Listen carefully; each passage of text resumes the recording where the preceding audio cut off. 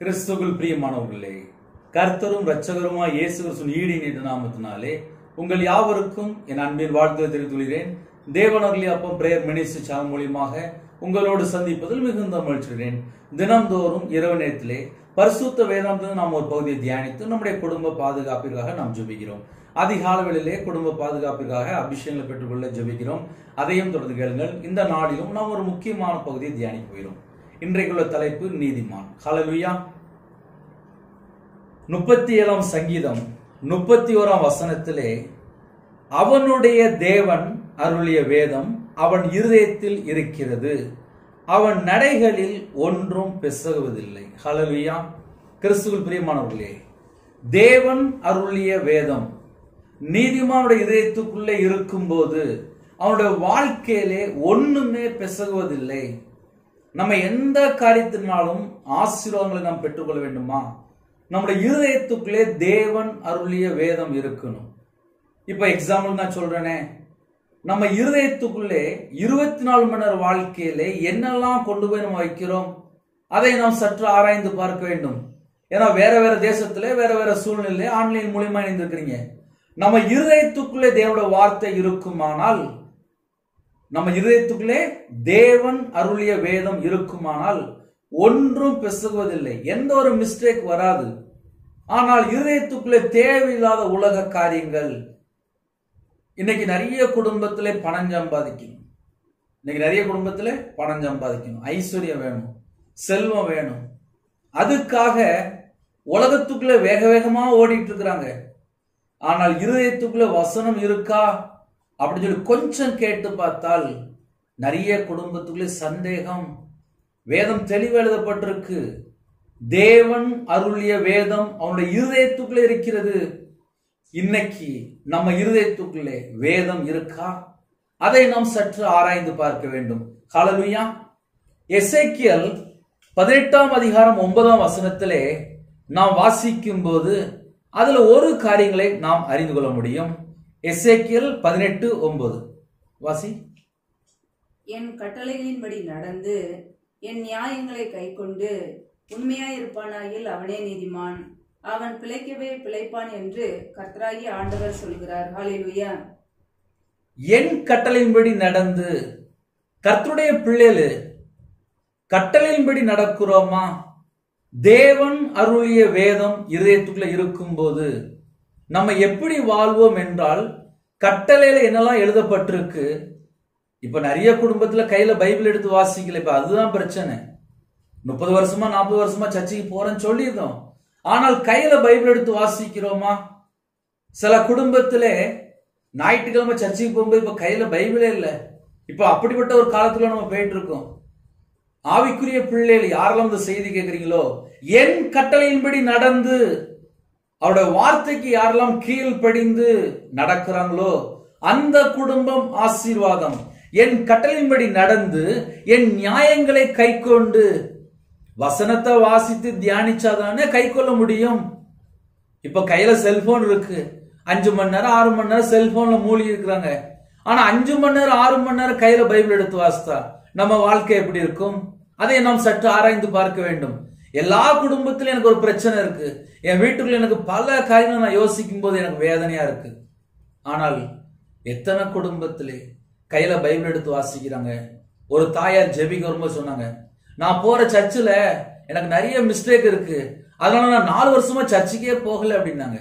ஞானஸ்தானம் எடுத்துட்டாங்க, ஆனா வீட்டுக்குள்ள பார்த்தா நிறைய பிரச்சனை, ஆனா 4 வருஷமா சர்ச்சுக்கு போகல அப்படின்னாங்க. தேவனுடைய ஆலயத்துல நாட்டப்பட்ட பிள்ளைகளுக்கு தான் பரிபூர்ணமான ஆசீர்வாதங்களை பெற்றுக்கொள்ள முடியும். ஓய்வு நாளிலே நம்ம ஆலயத்துல நாட்டப்படணும்.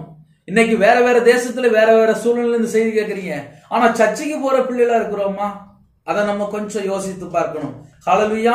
என் கட்டளையின்படி நடந்து என் நியாயங்களை கைக்கொண்டு உண்மையாயிருப்பானாகில் அவனே நீதிமான்.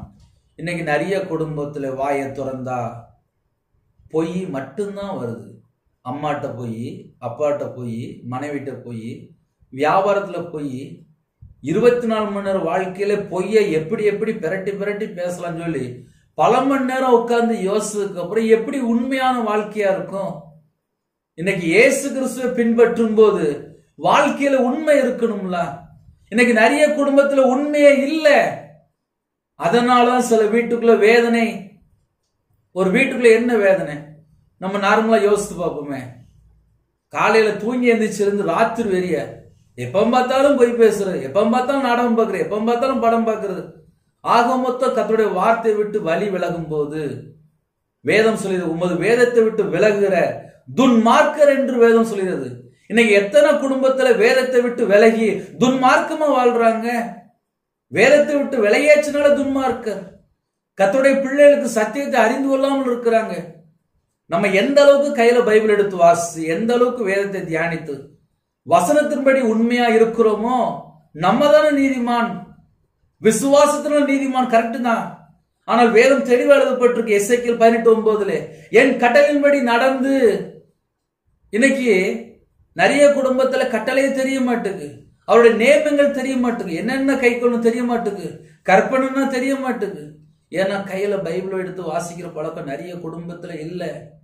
ஒரு குடும்பத்துல எனக்கு ஜெபிக்க வரும்போது சொன்னாங்க, பிரதர் நான் 22 வருஷமாச்சு நான் ஞானஸ்தானம் எடுத்து, நான் வேற நாட்டுல இருக்கிறேன், உங்க செய்தி நான் இன்னைக்கு தான் முதல் தடவை கேட்டேன், உங்க செய்தியை நான் கேட்டதுக்கு அப்புறம் தான் நான் கையில பைபிள் எடுத்து வாசிக்க ஆரம்பிச்சேன் அப்படின்னாங்க. அவங்க சொல்லும் போது சொன்னாங்க, என் கணவர் வெளியில போனதுக்கு அப்புறம் நான் பகல் நேரம் ஃபுல்லா நான் செல்போன் தான் பார்த்துட்டு இருப்பேன் அப்படின்னாங்க. ஆனால் நான் ஞானஸ்தானம் எடுத்து நான் ரட்சிக்கப்பட்டு 22 வருஷம் ஆச்சு. ஆனா என் கணவர் சர்ச்சைக்கு போக கூடாதுட்டாரு, அதனால நான் சர்ச்சைக்கு போல. ஆனா எனக்கு பிள்ளைகள் இருக்கு, ஆனா நான் ரட்சிக்கப்பட்டுட்டேன். ஆனா 22 வருஷமா கையில பைபிள் எடுத்து வாசிக்காம இருக்காங்க. இன்னைக்கு நிறைய குடும்பத்துல என்ன நடக்கும் அப்படின்னா, கையில பைபிள் எடுத்து வாசிக்கிற ஜனங்களை பார்க்க முடியல.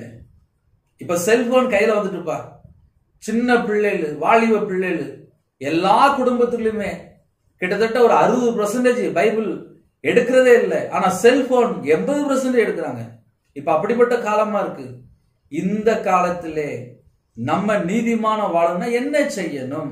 என் கட்டளையின்படி நடந்து என் நியாயங்களை கை கொண்டு உண்மையாய் இருப்பானாகில் அவனே அவனே. இன்னைக்கு அப்படிப்பட்ட சில குடும்பத்தை பார்க்க முடியலை. ஏன்னா வாழ்க்கையில உண்மை இல்லை, கட்டளையின்படி நடக்கல, அவருடைய நியமங்களை கை கொள்ளல.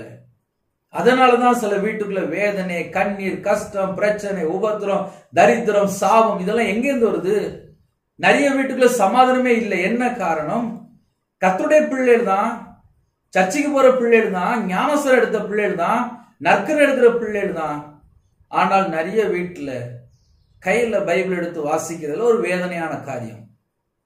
ஆவிக்குரிய பிள்ளைகள் நம்மை நாம் சற்று ஆராய்ந்து பார்க்க இந்த இரவு நேரத்திலே பரிசுத்த ஆவியானவர் உங்களோட திட்டமா பேசி கொண்டிருக்கிறார். நீங்க வேணா நினைக்கலாம், பிரதர் எங்களுக்கு யாருமே சொல்லலையே, இதோ இந்த நாளில் சத்தியத்தை அறிந்து கொண்ட பின்பாக நம்ம கீழ்ப்படிந்தால் நம்ம குடும்பம் ஆசீர்வாதம். இல்ல நான் கீழ்ப்படிய மாட்டேன் அப்படின்னா நியாய தீர்ப்பு நாள்ல நம்ம கணக்கு ஒப்புவிக்க வேண்டும். ஹல்லேலூயா. என் கட்டளையின்படி நடந்து என் நியாயங்களை கை கொண்டு உண்மையாய் இருப்பானாகில் அவனே நீதிமான், அவன் பிழைக்கவே பிழைப்பான் என்று கர்த்தராகிய ஆண்டவர் சொல்லுகிறார். இப்ப இந்த செய்தியை கேட்டுக்கொண்டு தேவஜனமே, இப்ப நம்ம லைட்டா யோசிச்சு பார்ப்போமே. அவன் பிழைக்கவே பிழைப்பான். நான் நல்லா வாழணும் அப்படின்னா நான் என்ன செய்யணும்? இப்ப என் வாழ்க்கையில் நான் சொல்ல முடியும், ரட்சிக்கப்படுவதற்கு முன்பாக நான் வியாபாரத்துல இருந்தேன். அந்த வியாபாரத்துல இருக்கும்போது ஒரு பொருள் விற்கிறதுக்கு, ஒரு பொருள் வாங்குறதுக்கு கடன் கொடுக்க முடியலன்னா, கடன் வாங்க முடியலன்னா கர்த்தரை விட்டு நான் தள்ளி போய் வாழ்ந்தேன். ஆனா இன்னைக்கு என்னோட வாழ்க்கையில நான் கையில பைபிள் எடுத்து வாசித்ததுக்கு அப்புறம் தேவன் பார்த்துட்டு இருப்பாரு. என் மகன் மனம் திரும்புறானா, இன்னும் பழைய வாழ்க்கைக்குள்ள போறானா, எல்லாமே பரலோகம் பார்த்துட்டு இருக்கும். என் கட்டளையின்படி நடந்து நடந்து. அதுல முதல் பாயிண்ட் நீங்க எழுதலாம், எசேக்கியேல் 18:9. உங்க வீட்டுல டைரி இருந்தா நீங்க எடுத்து எழுதி வச்சுக்கோங்க. இன்னைக்கு கட்டளையின்படி நடக்கிற பிள்ளைகளை பார்க்க முடியல, அது ஒரு வேதனையான காரியம். அவருடைய நியமங்களை கை கொள்கிற பிள்ளைகளை பார்க்க முடியல, அது ஒரு வேதனையான காரியம். உண்மையா இருக்கிற பிள்ளைகளை பார்க்க முடியல, அதுவும் வேதனையான காரியம். இப்படிலாம் நம்ம வாழ்ந்தால் அவனே நீதிமான், அவனே அவனே நீதிமான். இப்ப நம்மளை பார்த்து அப்படி சொல்லணும் அப்படின்னா நம்ம என்ன பிரதர் செய்யணும் அப்படின்னா, உண்மையா வாழ்றதுக்கு அர்ப்பணிப்போம். நம்ம உண்மையா வாழ்ந்தா நம்ம குடும்பம் ஆசீர்வதிக்கப்படும். இன்னைக்கு ஒரு வீட்டுல 4 பேர் 6 பேர் இருக்கிறாங்கப்பா. அந்த 4 பேர் 6 பேருக்குள்ள எங்க உண்மை? நம்ம நல்லா யோசிச்சு பார்ப்போமே. ஒரு பையன் வேலைக்கு போயிட்டு, இல்லைன்னா வேலைக்கு பல சூழ்நிலை வெளியே போயிட்டு வரான். வரும்போது என்ன சொல்றான்?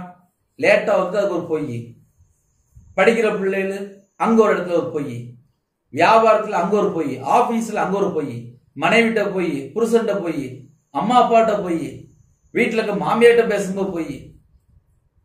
கர்த்தருடைய பிள்ளைகள் உண்மையா வாழ்ந்தால் ஆசீர்வாதம். அண்ணே நான் உண்மையா இல்லைனே, உண்மையா வாழ்றதுக்கு அர்ப்பணிங்க. இந்த இரவு நேரத்தில் இந்த செய்தி கேட்கும் போது உங்க கூட பரிசுத்த ஆவியானவர் பேசுறாரா, அதை நீங்க கண்டுபிடிங்க. கர்த்தருடைய ஆவியானவர் எங்கேயோ அங்க மட்டும்தான் விடுதலை உண்டு. சத்தியத்தை அறிவீர்கள், சத்தியம் உங்களை விடுதலையாக்கும். குமாரன் உங்களை விடுதலாக்கினால் மெய்யாவே விடுதலாக்கப்படுவீர்கள். உங்க வாழ்க்கையில ஒரு விடுதலை வேணுமா, ஒரு சமாதானம் வேணுமா, ஒரு ஆறுதல் வேணுமா? அப்ப நம்ம என்ன செய்யணும்? இன்னைக்கு நிறைய குடும்பத்துல இஷ்டம் போல வாழ்ந்துட்டு என் வாழ்க்கையில எனக்கு நிம்மதியே இல்லை, எனக்கு சமாதானமே இல்லை, உட்காந்து புலம்பிட்டு இருக்கிறாங்க. ராத்திரி நேரத்துல தூக்கம் வரல, கண்ணீர், கஷ்டம், பிரச்சனை. இதுக்கெல்லாம் பின்னாடி என்ன காரணம்? கர்த்தரை விட்டு தள்ளி போய் நிறைய குடும்பத்துக்குள்ளே சங்கடத்திலையும் வேதனையிலையும் சாபத்துக்குள்ளேயும் சஞ்சலத்திலையும் வாழ்ந்து கொண்டிருக்கிறாங்க. காரணம் என்ன? சத்தியம் கையில் இல்லை. 37ஆம் சங்கீதம் 31ஆம் வசனத்திலே நீதிமானுடைய இதயத்துக்குள்ளே தேவன் அருளிய வேதம் இருக்கிறது. இன்னைக்கு நம்மை நாம் சற்று ஆராய்ந்து பார்த்தால் இந்த இரவு நேரத்திலே ஒரு இன்பமான தூக்கம் வரும். ஹல்லேலூயா. சில குடும்பத்திலே ஆன்லைன் மூலியமாக இணைந்திருக்கிறீங்க. என் பேர் ரவிராஜ். தேவன் அருளிய அப்பம் மினிஸ்ட்ரி சேனலுக்காக ஜெபித்துக் கொள்ளுங்கள். கடைசி காலத்திலே கையில் எடுத்து பைபிள் எடுத்து வாசிக்கிற நிறைய குடும்பத்தை பார்க்க முடியல. நிறைய குடும்பத்துல கையில பைபிளே இல்லை. படுத்து தூங்கும் போது செல்போன் தான், தூங்கி எந்திரிக்கும் போது செல்போன் தான். நிறைய குடும்பத்திலே கர்த்தரை விட்டு தள்ளி போய் வாழ்ந்துட்டு இருக்காங்க. நம்ம கிறிஸ்துவுக்குள் இருந்தால் மட்டும்தான் ஆசீர்வாதம். இல்லைன்னா எப்படினாலும் வாழ்ந்தா எனக்கு ஆசீர்வாதம், அப்படி பைபிள் எழுதப்படவே இல்லை. உண்மையா இருப்பானாகில் அவனே நீதிமான், அவன் பிழைக்கவே பிழைப்பான் என்று கர்த்தர் சொல்கிறார். ஹல்லேலூயா. இந்த செய்தி உங்களுக்கு கேட்கும் போது உங்க கூட கர்த்தருடைய ஆவியானவர் பேசியிருக்கிறாரா, அதை நம்ம கொஞ்சம் கண்டுபிடிக்கணும். ஒரு அரை மணி நேரம் நீங்க செய்தி கேட்டு ஜெபிக்கிறீங்களா? அதன் மூலியமா உங்களோட வாழ்க்கையில மனமாற்றம் இருக்கா? உங்களோட வாழ்க்கையில பெற்றுக்கொண்ட ஆசீர்வாதம் என்ன? நைட் நேரத்துல நிறைய குடும்பத்துல வீட்டுக்கு வந்த உடனே மனைவிட்ட பேச மாட்டாங்க, அம்மாட்ட பேச மாட்டாங்க, வீட்டுல வயசான பாட்டி தாத்தா இருக்கும் பேச மாட்டாங்க, வீட்டுல சின்ன பிள்ளைகள் இருக்கும் அந்த சின்ன பிள்ளைகளை தூக்கி கொஞ்ச மாட்டாங்க. ஆனால் என்ன செய்வாங்க? செல்போன். எப்பத்துல இருந்து? வீட்டுக்கு வந்த உடனே செல்போன், தூங்கும் போது செல்போன் பக்கத்திலே இருக்கும். இதுதான் நிறைய குடும்பத்துல வாழ்க்கையா இருக்கு.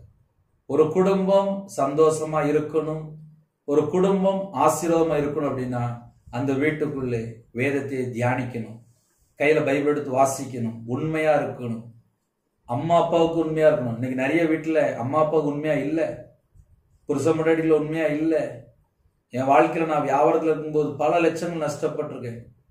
ஆனா பின்னாடி திரும்பி பார்த்தா நான் கையில பைபிள் எடுத்து வாசிக்கல. இந்த செய்தி யாரெல்லாம் கேட்குறீங்களோ உங்களுடைய வாழ்க்கை தேவனுக்கு பிரியமானபடி இருக்கா? இதை நம்ம கொஞ்சம் யோசித்து பார்க்கணும். இல்ல பிரதர், நான் இஷ்டம் போலதான் வாழ்வேன், என்னை யாரு கேட்க போறா அப்படின்னு சொல்லி ஒருவேளை நீங்க யாராவது யோசித்தால் மத்தேயு சுவிசேஷம் 12ஆம் அதிகாரத்திலே 37ஆம் வசனத்தில் அழகா எழுதப்பட்டிருக்கு. ஏனெனில் உன் வார்த்தைகளினாலே நீதிமான் என்று தீர்க்கப்படுவாய், அல்லது உன் வார்த்தைகளினாலே குற்றவாளி என்று தீர்க்கப்படுவாய் என்றார். 24 மணி நேர வாழ்க்கையிலே நம்ம வாயை திறந்து என்னெல்லாம் பொய் பேசுறோம், எந்தெந்த இடத்துலலாம் மிஸ்டேக் இருக்கு, இதெல்லாம் நியாயத்திற்கு நல்ல கணக்கு ஒப்புவிக்கணும். இங்க நம்ம வாழ்ற வாழ்க்கை தேவனுக்கு பிரியமானபடி இருக்கா? நம்மை நாம் சற்று ஆராய்ந்து பார்க்க வேண்டும். ஏன்னா சில குடும்பத்திலே நான் செய்யற பாவம் யாருக்கும் தெரியாதுன்னு நினைப்பாங்க. தேவன் பார்த்துட்டு இருக்காரு. உன் வார்த்தைகளினாலே நீதிமான் என்று, அப்படி இல்லைன்னா உன் வார்த்தைகளினாலே குற்றவாளி என்று சற்று ஆராய்ந்து பார்ப்போமே. இந்த இரவு நேரத்திலே நம்ம பேசுற எத்தனை வீணான வார்த்தைகள் இருக்கு, கொஞ்சம் யோசித்து பாருங்க. ஏன்னா நிறைய செய்தி கேட்டீங்க, நிறைய குடும்பத்திலே தேவன் அருளிய அப்பம் மினிஸ்ட்ரி மூலியமாக ஆன்லைன் மூலியமாக இணைந்து இருக்கிறீங்க. உங்க குடும்பம் ஆசீர்வாதமா இருக்கணும் அப்படின்னா நம்ம என்ன செய்யணும்? பேசுற வார்த்தை தேவனுக்கு பிரியமான வார்த்தையா? மத்தேயு சுவிசேஷம் 12ஆம் அதிகாரம் 37ஆம் வசனத்திலே உன் வார்த்தைகளினாலே அந்த வார்த்தையை ஒரு 5 தடவை சொல்லுங்க. உன் வார்த்தைகளினாலே நம்ம பேசுற ஒவ்வொரு வார்த்தையும் நியாய தீர்ப்பு நாள்ல வரும். உன் வார்த்தைகளினாலே நீதிமான் என்று தீர்க்கப்படுவாய். உன் வார்த்தைகளினாலே நீதிமான் என்று தீர்க்கப்படுவாய். அல்லது, அந்த வேர்டு ரொம்ப முக்கியம், அல்லது உன் வார்த்தைகளினாலே குற்றவாளி என்று தீர்க்கப்படுவாய். இப்ப என் வாழ்க்கையில நான் ரட்சிக்கப்பட்ட புதுசுல நான் கையில பைபிள் எடுத்து வாசிக்கும் போது, பாவியா என் மேல கிருபையா இருங்கப்பா அப்படிமே. பாவியா என் மேல கிருபையா இருங்க. இன்னைக்கு நிறைய குடும்பத்திலே எப்படினாலும் வாழலாம் சொல்லிட்டு வீட்டுக்கு வந்து மருமகளை கொடுமைப்படுத்துறாங்க, வீட்டுல இருக்க மாமியார கொடுமைப்படுத்துறாங்க, வீட்டுல இருக்க மனைவிட்ட அன்பு கூற முடியல, வீட்டுல இருக்க பிள்ளைகளை நேசிக்க முடியல. எத்தனை தேவையில்லாத இன்டர்நெட்டு, தேவையில்லாம எத்தனை போன் கால், தேவையில்லாத எத்தனை ஃப்ரெண்டு. தேவனுடைய சமூகத்திலே காத்திருக்க முடியல, தேவனுடைய பாதவிலே காத்திருந்து துதிக்க முடியல, வேதத்தை தியானிக்க முடியல. ஆனால் நம்முடைய வாழ்க்கையில எவ்வளவு நேரம் நம்ம நேரத்தை வேஸ்ட் பண்ணி கொண்டிருக்கோம். என்னுடைய வாழ்க்கையில ஊழியத்தில் வந்ததுக்கு அப்புறம் எங்கெல்லாம் மிஸ்டேக் இருக்கு, எங்கெல்லாம் கர்த்தருடைய வார்த்தையை விட்டு வழி விலகுறேன், இன்னும் நான் எந்தெந்த வார்த்தை கீழ்ப்படியணும், எப்படிலாம் என்னோட வாழ்க்கையில மிஸ்டேக் உள்ள வருது, இதைத்தான் நான் கண்டுபிடிக்க ஆரம்பிச்சேன். அதனால கர்த்தருடைய பிள்ளைகள், விசுவாசத்தினால நம்ம எல்லாரும் நீதிமான் தான்ப்பா. விசுவாசம் எல்லாரும் நீதிமான் தான். நீதிமான் சிரசின் மேலதான் ஆசீர்வாதம் தங்கி இருக்கும். இன்னைக்கு நீதிமான் அப்படின்னு நம்ம சொல்லியிருந்தோம். நம்ம பேசுற வார்த்தையில உண்மை இருக்கா? நம்ம வாழ்க்கையில உண்மை இருக்கா? நம்ம குடும்பத்துல உண்மை இருக்கா? இப்ப என் வாழ்க்கையில நான் சொல்ல முடியும், நான் கர்த்தருடைய வார்த்தை விட்டு வழி விலகி வாழ்ந்துட்டேன். ஆனால் கையில பைபிள் எடுத்து வாசிக்கும்போது தெரியுது, உமது வேதத்தை விட்டு விலகுற துன்மார்க்கர் என்று எழுதப்பட்டிருக்கு. அப்புறம் தான் யோசிச்சேன், வேதத்தை விட்டு விளையாச்சுனாலே துன்மார்க்கரா? அப்ப நான் சின்ன வயசுல நான் சர்ச்சைக்கு போனேன். அப்ப என் வாழ்க்கையில எத்தனை மிஸ்டேக் இருக்கும்? ஒன்னொன்னா யோசித்து பார்த்து வேதத்தின்படி மனம் திரும்பணும் அப்படின்னா என்ன செய்யணும்? மறுபடியும் சொல்றேன், இந்த இரவு நேரத்துல யாரெல்லாம் இணைந்திருக்கிறீங்களோ, இன்னைக்கு கையில பைபிள் எடுத்து வாசித்தீங்களா? தேவனோட சமூகத்துல காத்திருந்தீங்களா? முழங்கால் போட்டு ஜெபிக்கிறீங்களா? இதெல்லாம் நீங்க யோசித்து பாருங்க. நைட் நேரத்துல ஒரு குடும்ப ஜெபம் பண்ணணும் அப்படின்னா அதுக்குள்ள நேரத்தை ஒதுக்கியாச்சா? இல்ல பிரதர், நான் தனிமையா வாழ்ந்துட்டு இருக்கேன், நான் விதவையா இருக்கேன், எனக்கு பிள்ளைகள் இல்லை, எனக்கு யாருமே இல்லை, எனக்கு அம்மா அப்பா இல்லை, எனக்கு என் புருஷன் பேசல, என் குடும்பத்துல நாங்க தனியா இருக்கோம், நான் வெளிநாட்டுல இருக்கேன், எந்த சூழ்நிலை சரி, நைட் நேரத்துல நம்ம வாழ்க்கை தேவனுக்கு முன்பாக எப்படி இருக்கு? அந்த ஒரே ஒரு காரியத்தை மாத்திரம் இந்த இரவு நேரத்துல நாம் சற்று ஆராய்ந்தால் நம்ம குடும்பம் அது ஆசீர்வாதமா இருக்கும். இந்த செய்தி யாரெல்லாம் கேட்குறீங்களோ, தேவனுக்கு பிரியமானபடி நம்ம வாழ்றோமா? இன்னைக்குள்ள செய்தியில முக்கியமான செய்தி என்ன தெரியுமா? நம்ம இருதயத்துக்குள்ளே வேதம் இருக்கா? இருதயத்துக்குள்ளே வேத வசனம் இருந்துச்சு அப்படின்னா ஒன்றும், அவன் நடைகளில் ஒன்றும் பிசகுவதில்லை, வாழ்க்கையில மிஸ்டேக் வராது அப்படிங்கிறது. அதனால இரவு நேரத்துல யாரெல்லாம் தொடர்ந்து இந்த செய்தி கேட்குறீங்களோ, நம்மளுடைய வாழ்க்கையில ஏதாவது மிஸ்டேக் இருக்கா? நடைகளிலே மிஸ்டேக் இருக்கா? நம்ம நடக்கிற நடைகளிலே மிஸ்டேக் இருக்கா? நம்ம இதயத்துல வேதம் இருக்கா? நம்ம இதயத்துக்குள்ள வேதம் இருந்துச்சு அப்படின்னா ஆவியானவர் உங்களோட பேசிட்டு இருப்பார். இன்னைக்கு நிறைய குடும்பத்திலே ஆவியானவர் எப்படி பேசுவார் அப்படின்னு நீங்க யோசிப்பீங்க. யோவான் 16:8 அழகா எழுதப்பட்டிருக்கு, தேவன் அருளிய வேதம் ஒரு மனுஷனோட இதயத்துக்குள்ள இருக்கும் போது, யோவான் 16:8 பரிசுத்த ஆவியானவர் வந்து, பரிசுத்த ஆவியானவர் எங்க இருக்கிறாரோ அந்த இடத்துல பாவத்தை குறித்தும் நீதியை குறித்தும் நியாய தீர்ப்பு குறித்தும் உலகத்தையே கண்டித்து உணர்த்து வரான். நமக்குள்ள இருந்தால் நம்ம வாழ்க்கையிலே நம்ம கர்த்தரை விட்டு எங்க வழி விலகிறோம், எந்த பாவத்துல விழுந்து போறோம், எது நீதி எது அநியாயம், எல்லாமே பரிசுத்த ஆவியானவர் நமக்கு கடிந்து கொண்டு நம்ம இதயத்துக்குள்ள பேசுவார். நம்ம மனம் திரும்பினால் நம்ம இதயத்துக்குள்ளே நமக்கு பாவ மன்னிப்பு, ரட்சிப்பு, எல்லாம் விடுதலை எல்லாம் உண்டு. இல்லை எல்லாத்தையும் கேட்டுட்டு எனக்கு தெரியும் அப்படின்னு சொல்லி இஷ்டம் போல வாழ்ந்தால் அவர் பேரே உலகத்தை கண்டித்து உணர்த்துகிற ஆவியானவர். நம்ம நேரம் நியாயத்திற்குள்ள போயிரும். இந்த செய்தி யாரெல்லாம் கேட்குறீங்களோ, ஒரு முக்கியமான செய்தி தான் பேசிட்டு இருக்கேன். நீதிமான் அப்படின்னு சொல்லிட்டு செய்யற ஃபுல்லா துன்மார்க்கமான காரியமா இருக்கு. அடுத்த சொத்தை கொள்ளை அடிக்கிறதுக்கு என்ன காரணம்? இதயத்துக்குள்ள வேதம் இல்லை. வாயை திறந்தா போய் என்ன காரணம்? இதயத்துல வேதம் இல்லை. திருடி பொய் பேசி அடுத்த குடும்பத்துல சொத்தெல்லாம் கொள்ளை அடிக்கணும். அங்க என்ன இருக்கு? இதயத்துல வேதம் இல்லை.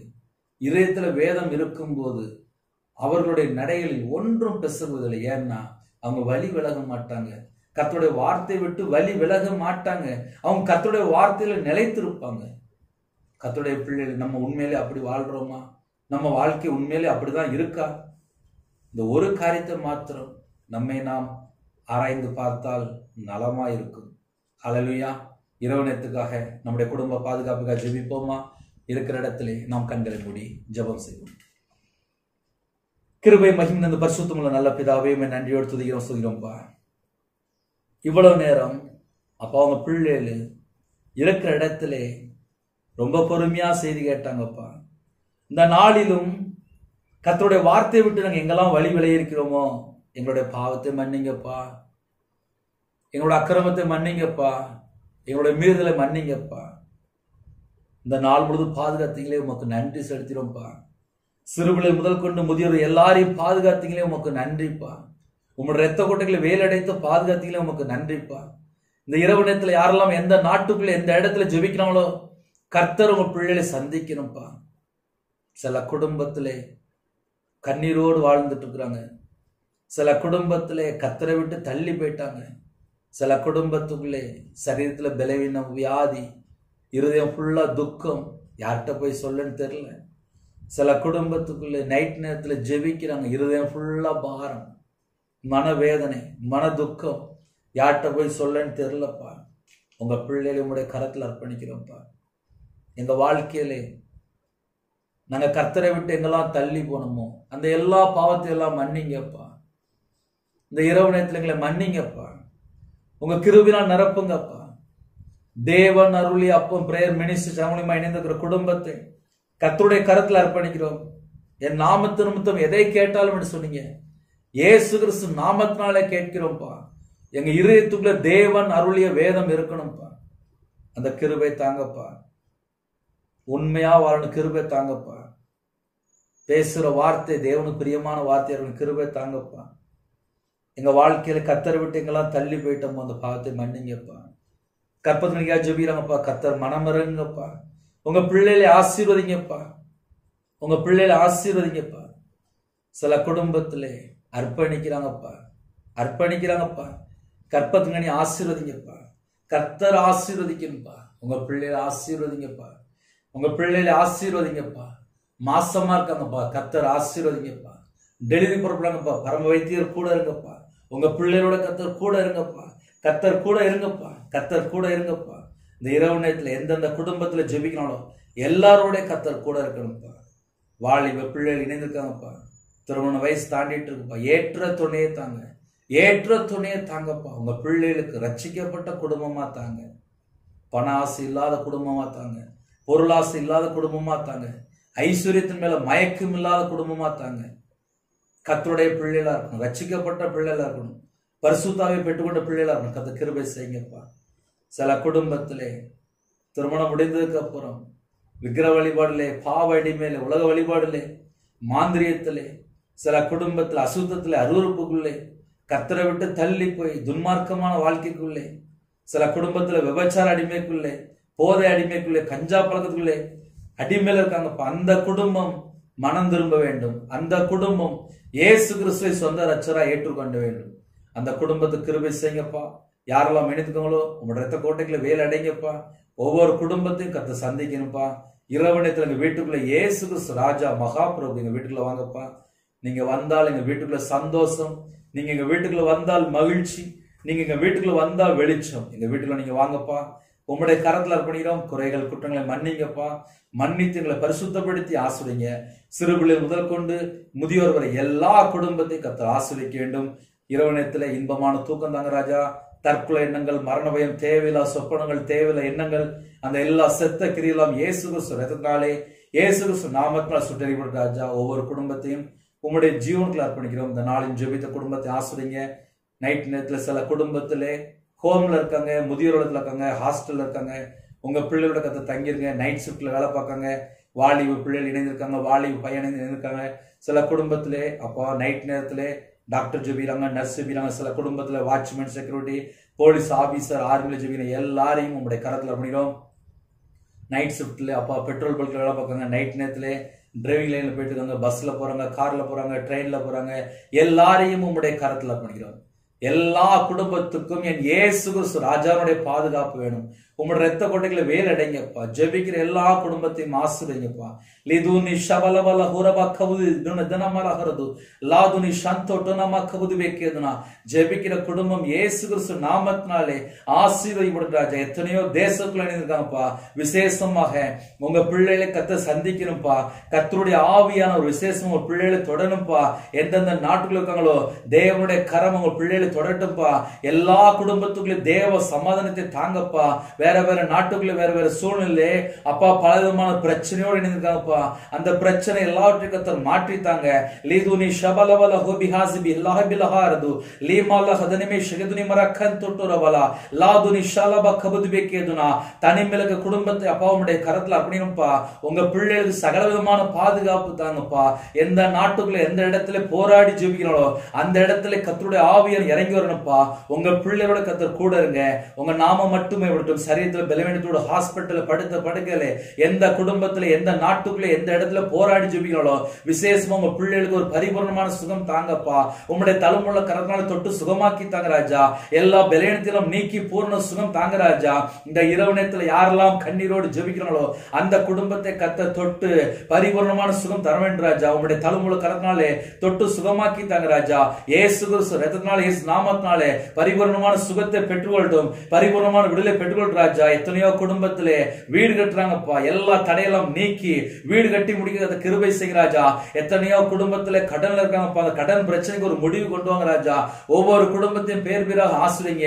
விசேஷமா எத்தனையோ குடும்பத்துல நைட் நேரத்துல போராடி ஜெபிக்கிறாங்கப்பா.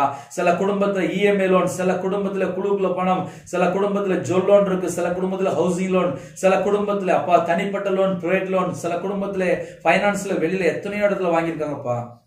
எல்லா கடனும் அடைக்க கர்த்தர் கிருபை தாங்க, கர்த்தர் கிருபை தாங்க. உங்க பிள்ளையோட கர்த்தர் கூட இருங்கப்பா. ஜெபிக்கிற குடும்பத்தை கர்த்தர் ஆசிரியங்கப்பா. அந்த குடும்பத்துடைய தேவையெல்லாம் சந்திங்கப்பா. ஸ்கூல் ஃபீஸ் கட்டணும், காலேஜ் ஃபீஸ் கட்டணும். இந்த மாசத்துல யாரெல்லாம் படிக்கிற பிள்ளை ஜெபிக்கிறாங்களோ தேவ ஞானத்தினால தேவ புத்தினால நிரப்புங்கப்பா. சிறுபிள்ளை முதல் கொண்டு முதியோரை எல்லாரையும் உங்களுடைய கரத்துல அடணும் அப்பா. விசேஷமா படிக்கிற பிள்ளைகளு எல்லா குடும்பத்துக்கு அதை சந்திக்கணும்ப்பா. யாரெல்லாம் தங்களை தாழ்த்தணும் இரவு நேரத்தில் இன்பமான தூக்கம் தாங்க ராஜா. அதிகால அப்பாவுடைய சமூகத்துல கண் விழிக்க கிருபை செய்யுங்க. குறைகள் குற்றங்கள் எல்லாவற்றையும் மன்னிங்க ராஜா. எத்தனையோ குடும்பத்துல நைட் நேரத்துல இணைந்திருக்காங்க அப்பா. எந்தெந்த குடும்பத்துக்குள்ள ஒற்றுமை இல்லாமல் பிரிந்து போயிருக்கிறாங்களோ பிரிவினை இருக்கோ அந்த எல்லா குடும்பத்தையும் கத்த சந்திக்க ராஜா. ஒவ்வொரு குடும்பமும் ஆலயத்துல நாட்டப்பட வேண்டும். விசேஷமாக இரவு நேரத்துல வேதத்தை தியானிக்கிற பிள்ளைகளா இருக்கணும். தனி ஜெபம் பண்ற பிள்ளைகளா இருக்கணும். செல்போன்ல தேவையில்லாம எந்த ஒரு கேம்லயோ தேவையில்லாம வெப்சைட்லயோ எங்கேயும் போய் அடிமையா சிக்கிக் கொள்ளக்கூடாதுப்பா. கர்த்தர் வேலடைங்க. ஒவ்வொரு குடும்பத்தையும் உங்களுடைய ஜீவன்களை அப்படியும் கர்த்தர் பொறுப்படுத்துங்க ராஜா. இந்த நாளும் ஜெபித்த எல்லா குடும்பத்தையும் ஆசீர்வதிங்க. யாரெல்லாம் தீர்மானம் எடுத்துக்கோங்களோ உமக்காக உண்மையா வாழ கர்த்தர் கிருபை செய்யுங்க. கர்த்தருடைய கரத்துல எங்களுடைய ஆவி ஆத்மா சரீரம் சிந்தனை எல்லாவற்றையும் அப்படிங்க ராஜா. மீதியான வேலை நீங்க பொறுப்படுத்துவங்க. இரவு நேரத்துல விசேஷம் உங்க பிள்ளையோட நீங்க தங்கிருங்க. உங்க நாம மட்டும் மேம்படுத்தும். துதி கன மகிமை எல்லாம் ஒருங்கே செலுத்துவோம். இயேசு கிறிஸ்துவின் பிதாவே ஆமென். தேவனுக்கே மகிமையுண்டாவதாக. கர்த்தர் தாமே உங்களையும் உங்கள் குடும்பத்தின் சகல காரியத்திலும் சம்பூர்ணமாக திருப்தியாக கர்த்தர் கூட பரிபூர்ணமாக ஆசீர்வதிப்பாராக. ஆமென். கர்த்தராகிய இயேசு கிறிஸ்துவின் கிருபையும் பிதாவாகிய அன்பும் பரிசுத்தருடைய ஐக்கியமும் இப்பொழுதும் எப்பொழுதும் சதா காலங்களிலும் நம் மனோடு கொடுப்பதாக. ஆமென். கிறிஸ்துவுக்குள் பிரியமானவர்களே, இந்த இரவு நேரத்திலே யாரெல்லாம் அந்த செய்தி நீங்க கேட்டீங்களோ விசேஷமா அந்த செய்தி உங்களுக்கு பிரயோஜனமாக இருந்தால் தினம்தோறும் இரவு நேரத்தை ஜெபிக்கணும். தொடர்ந்து கேளுங்கள். நீங்களும் எங்களோடு இணைந்து ஜெபிங்கள். உங்களுக்கு தெரிந்த மற்ற நண்பருக்கு ஷேர் பண்ணுங்கள். வேதத்தின்படி நம்ம வாழ்ந்தால் நம்ம குடும்பம் ஆசீர்வாதம். ஒருவேளை ஜெபிக்கணும் அப்படின்னு சொல்லி ஒருவேளை யாராவது விரும்பினால் 9363064181 நம்பர் கொண்டால் நாங்கள் உங்களுக்காக குடும்பத்துக்காக ஜெபிப்போம். அதிகாலையில் தூங்கி எழுந்த உடனே அதையும் நேரம் இருந்தா கேளுங்க. ஜெபிக்கிறோம். வேதத்தை தியானிக்கிறோம். உங்களுக்கு நேரம் இருந்தால் கேளுங்க. கர்த்தர் உங்களையும் உங்கள் குடும்பத்தையும் ஆசீர்வதிப்பார். டெய்லி 1 நிமிடமாவது தேவனர்களே அப்ப மினிஸ்டர்களுக்காக ஜெபித்துள்கள், எனக்காக ஜெபித்துள்கள். கர்த்தர் உங்களையும் உங்கள் குடும்பத்தின் சகல காரியத்திலும் சம்பூர்ணமாக திருப்தியாக ஆசீர்வதிப்பாராக. ஆமென். God bless you.